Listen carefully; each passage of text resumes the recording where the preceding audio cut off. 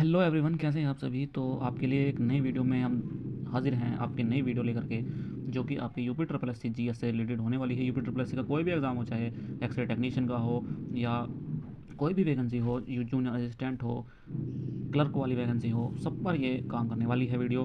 तो वीडियो में अंत तक बने रहिएगा, इसमें मोस्ट इंपॉर्टेंट क्वेश्चन आपके लिए रहने वाले हैं। तो चलिए सबसे पहले क्वेश्चन की अगर बात करते हैं, किस समिति ने त्रिस्तरीय पंचायती प्रणाली की सिफारिश की थी।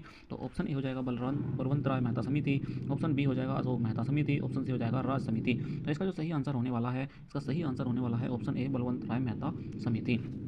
देखिए, मैंने एक टेलीग्राम चैनल भी बनाया है और उस पर हम ज़रूरी सूचनाएं जो यूपी ट्रिपल एस सी से जुड़ी है वो देते हैं, और उस पर क्वेश्चन भी आपसे पूछे जाते हैं, जिसमें आप पुटअप कर सकते हैं और देख सकते हैं कि आपकी तैयारी कैसी चल रही है। ठीक है, तो उसका लिंक भी मैं अपने डिस्क्रिप्शन में डाल दूँगा। ठीक है, तो उसको भी आप ज्वाइन कर लेना। चलिए अगले क्वेश्चन की अगर बात करते हैं। देखिए, त्रिस्तरीय पंचायती प्रणाली में कौन कौन आता है। तो सबसे पहला आ जाता है आपका ग्राम पंचायत, फिर क्षेत्र पंचायत, फिर जिला पंचायत। ठीक है, चलिए अगले क्वेश्चन की बात करते हैं।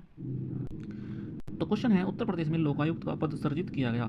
तो कब सृजित किया गया इसका पद लोकायुक्त का। तो option A 1975, option B 1977, option C 1950। तो इसका सही आंसर आपका होने वाला है ऑप्शन ए, 1975 में इसको सृजित किया गया था लोकायुक्त को। ठीक है, चलिए अगले क्वेश्चन की अगर बात करते हैं। सूची एक का सूची दो से मिलान करना है। सूची एक का सूची दो से मिलान करना है। तो सबसे पहले दिया गया है जिला, उसके बाद में दिया गया है मुख्यालय। तो हमको बताना है कि कौन सा जिले का मुख्यालय कहाँ पर है। तो सबसे पहले अगर बात करते हैं हम, सबसे पहले अगर बात करते हैं जालौन की। तो जालौन की बात करते हैं दोस्तों, तो जालौन का जो मुख्यालय हो जाता है आपका, जालौन का मुख्यालय का हो जाता है उरई।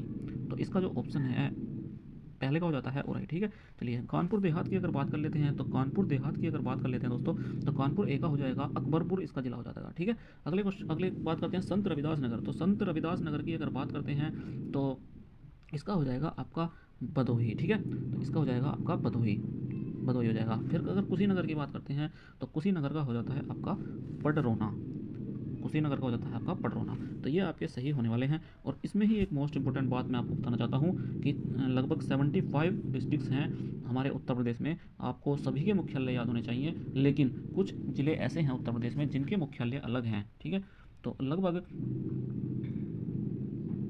14 या 15 ज़िले ऐसे हैं जिनके अलग अलग मुख्यालय हैं, नहीं तो ज़्यादातर के मुख्यालय सेम है। ठीक है, तो जैसे अमेठी की बात करते हैं तो गोरीगंज हो जाता है, और तुम्हारा अम्बेडकर नगर की बात करते हैं तो अकबरपुर हो जाता है।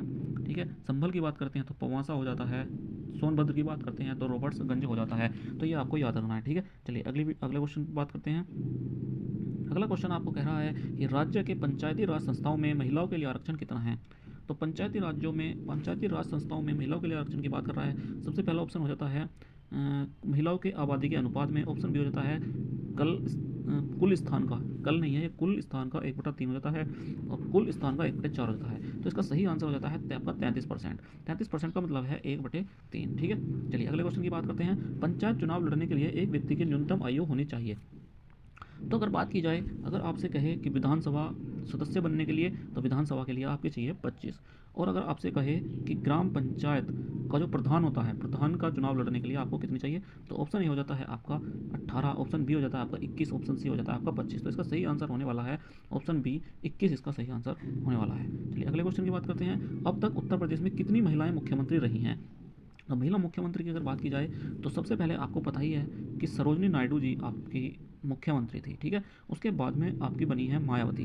तो कुल मिलाकर के 2 बनी है अब तक महिलाएं। ठीक है, मुख्यमंत्री 2 बनी है। तो इसका सही आंसर हो जाएगा आपका ऑप्शन बी, 2 हो जाएगा। ठीक है, चलिए अगले क्वेश्चन की अगर बात करते हैं। पंचायती राज एक व्यवस्था है। पंचायती राज व्यवस्था कैसी है। तो स्थानीय स्वशासन की व्यवस्था है, और जैव संबंधों के समानांतर स्तरीय प्रणाली की। तो इसका, और सी ऑप्शन दिया हुआ है दोनों की। तो इसका सही आंसर हो जाएगा आपका, इसका सही आंसर हो जाएगा दोनों की।